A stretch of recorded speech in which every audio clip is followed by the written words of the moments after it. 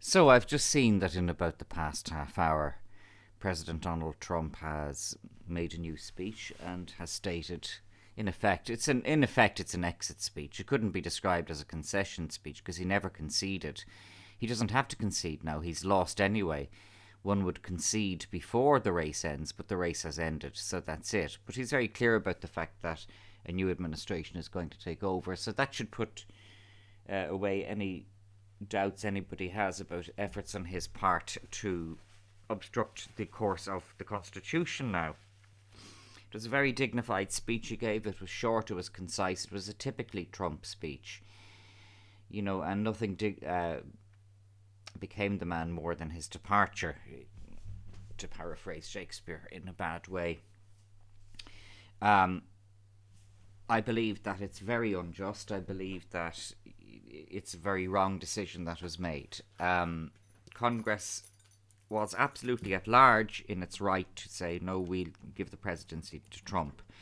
They chose not to for a number of reasons, possibly.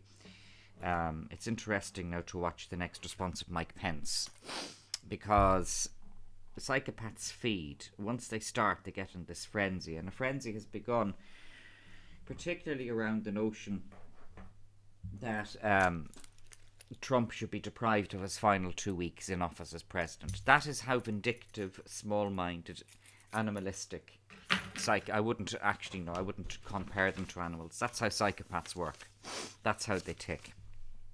So it's not surprising that beasts like Pelosi and Schumer are now saying, they wanted to try and get Trump removed from office using the 25th Amendment. It'll be interesting to see whether Mike Pence uses his reserved constitutional power to do that or not. I think he probably won't.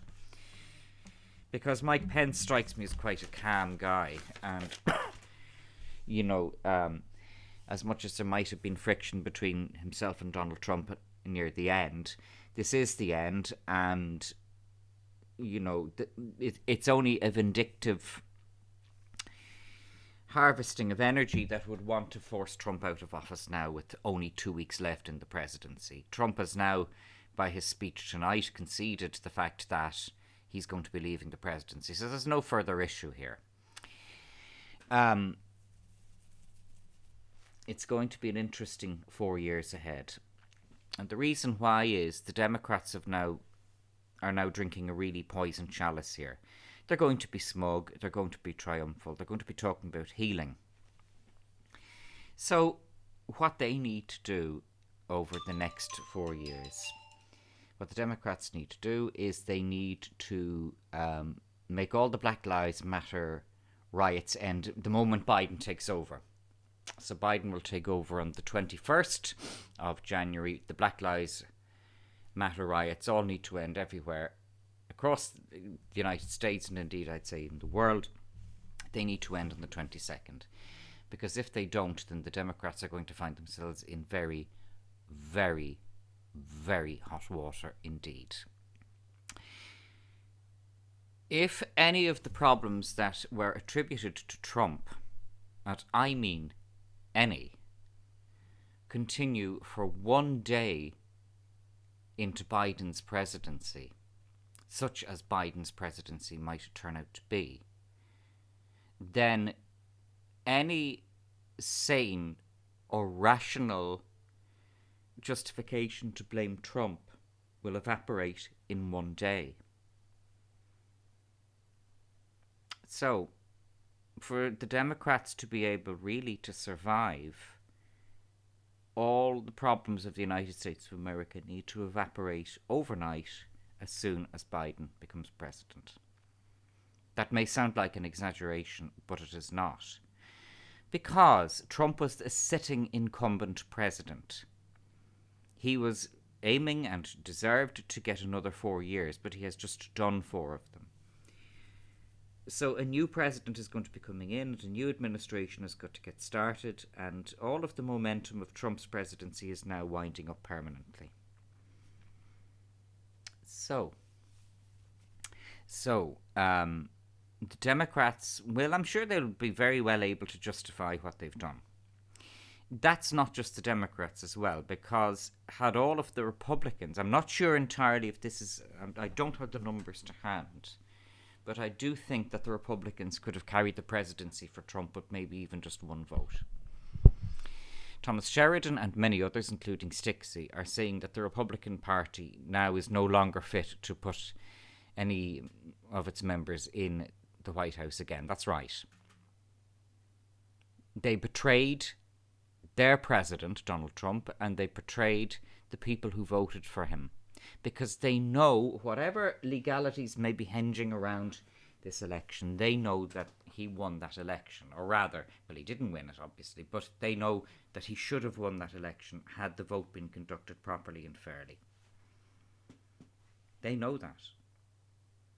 So all of those politicians who refused to support Trump yesterday, this is now on them. This is now on them. There used to be a saying about Winston Churchill: the only thing worse than having Winston Churchill in your tent pissing outside was to have him outside pissing in. This is what's going to happen.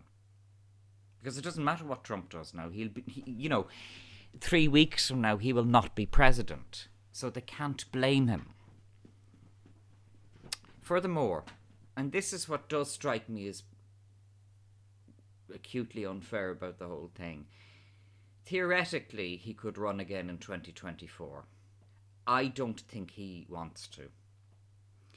In one of his books, he referred to the issue of momentum, and that's right.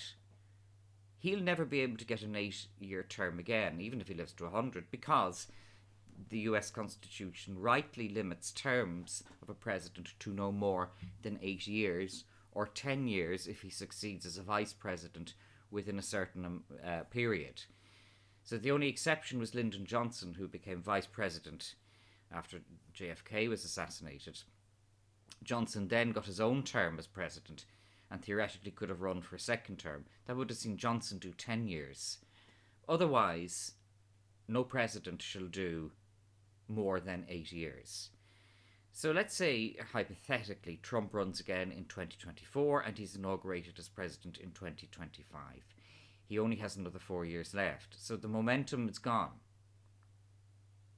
The momentum is gone, and it's unfair. It's his efforts to do the best that he could did really rest on an 8-year term, and on a contiguous 8-year term, not a broken 8-year term. That has happened. There was one president, I forget who lost and ran again and won again after a 4-year break. That's not, that's not credible. That's not a credible outlook for Trump here. I don't think he'd want to do it. And certainly he shouldn't run again. It's desperately unfair what's happened. But that's not to suggest that it has not happened. As William Trevor said, you cannot change the way things are. And that's how it is. You cannot change the way things are. But it's okay. It's okay, because as I said, all the problems of the United States of America, at least all the problems that the mainstream media attributed to Trump for now nearly 5 years, because they started all this carry on the moment he declared his presidency or his intention to run in 2016. He's to blame for everything. Orange Man bad. Well, Orange Man bad is over, I'm afraid. Nobody's really analysed that yet online, because things are it's all still very fresh and new at the moment. But I'm afraid now that line of Orange Man bad isn't going to work anymore, particularly after the 21st of January. So Orange Man gone would be a better line to use. So they got what they wanted. They got Orange Man gone. Then you have to ask yourself this question: was that really what they wanted, or was that just the behaviour of a cabal of psychopaths like Nancy Pelosi and Schumer and all the rest of it? I'm reserving my position on Mike Pence.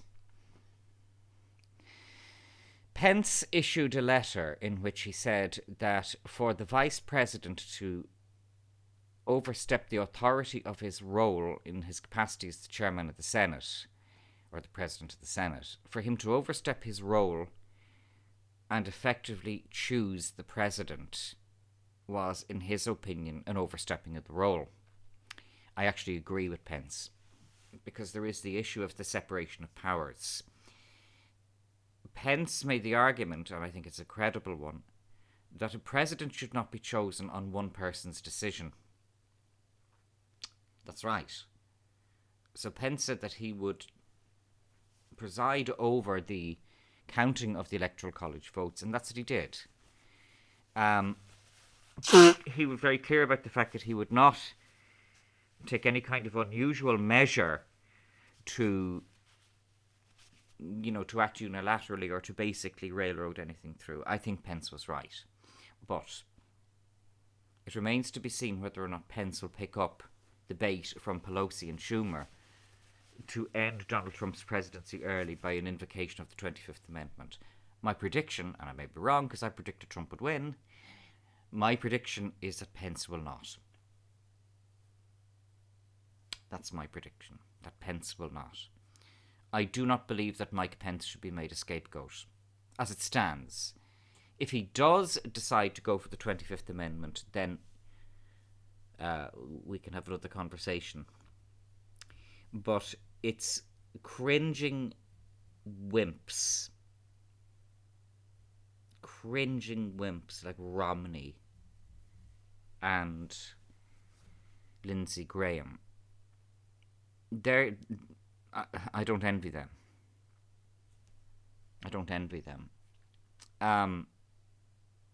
Donald Trump's entire political platform was based on a positive message: make America great again, America first, nationalism of the United States. We come first. We are concerned for our people first, although we are a superpower that deals with the rest of the world. We don't hear that in Ireland from any of our mainstream politicians, not one of them. Sinn Féin calls itself a nationalist party. It's not. It's a woke globalist party. In practice, it's not in any way different from Fine Gael, Fianna Fáil, or the Greens, or Labour, or the Social Democrats. Not one of the organised political parties in Dáil Éireann has spoken out against the lockdown. Not one. And I was looking, Jamie Fletcher had put a video on YouTube with debates in the Assembly, I was going to say Parliament, the Assembly of Northern Ireland. And a lot more independent questioning is going on up there about the nature of all of this than is happening down here in Dublin. But this can't last. We're in a vacuum at the moment here in Dublin. That vacuum has been filled simply by Fianna Fáil and Fine Gael filling the gap. That's not going to last either. So, when you look at the platform of Biden, well, Biden never took a platform.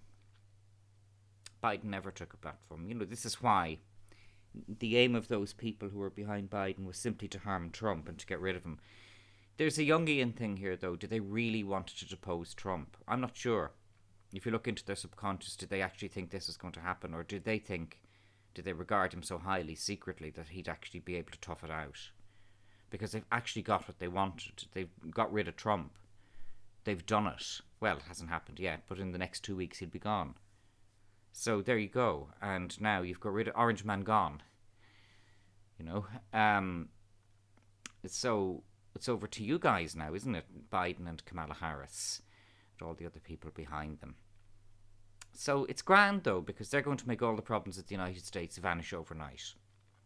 That's grand. It's going to be fine. Particularly Black Lives Matter, who've been destroying so much property and so many private shops and small businesses across. Particular, Catherine Austin Fitz spotted it. Particular parts of the United States. It may be significant which particular parts. But Trump is gone. So, it's over to them. This one is on the Democrats now. So, whether they get him out of office or not, which I think is highly unlikely, whether, there's 2 weeks left, for goodness sake. There isn't that much time left of Trump's presidency. But now it gets interesting. No, really, really seriously interesting, because there's a black magic here, really. Kamala Harris and Joe Biden don't stand for anything positive. They stand for wokeness. There's nothing positive in wokeness. Wokeness is about Western democratic societies apologising for themselves. So we have it here in Ireland. These African immigrants who've come into Ireland, they never fought for this country. They never fought for this country, those African immigrants who've come into Ireland. Many of the immigrants who came into Ireland haven't fought for this country, but they're not. The other immigrants aren't going around calling us all racist and threatening us and insulting us. You know, they, of course, they don't have the NGOs, and they don't have Ibn Joseph, and they don't have all of these apologists for them the way the Africans in Ireland do. But the reality is, that's wokeness. That's wokeness red in tooth and claw here. Black Lives Matter is wokeness red in tooth and claw. Well, you've won. You've won in the United States. Well done. You've won. Actually, they won here in Ireland a long time ago because we have our government is utterly psychotic. Utterly round the bend psychotic. Up there with the Democrats. Fine Gael, as I said, are the party that are like the Democrats. And Fianna Fáil, they just had this weak leader, Micheál Martin. Weak man who just wanted to be Taoiseach. So, where Trump had this positive message, Kamala Harris and Joe Biden don't. Joe Biden never, okay, he has dementia, but even let's say he didn't have dementia, he was still flip-flopping on everything. And same with Harris, And the virtue signalling and all the wokeness, that's now, that's all empty, you see. Wokeness is an empty thing. Wokeness is just a hollow facade. So the facade, it won't collapse. They'll be fine. Everything will be sorted. Kamala and Joe will sort it all out. Because if they don't, if the riots continue, if the trouble continues that they blamed on Orange Man bad, and if it continues for one day after the inauguration of Biden, then every single person, particularly those Republicans who failed to give Trump his second term, they will have hell to pay.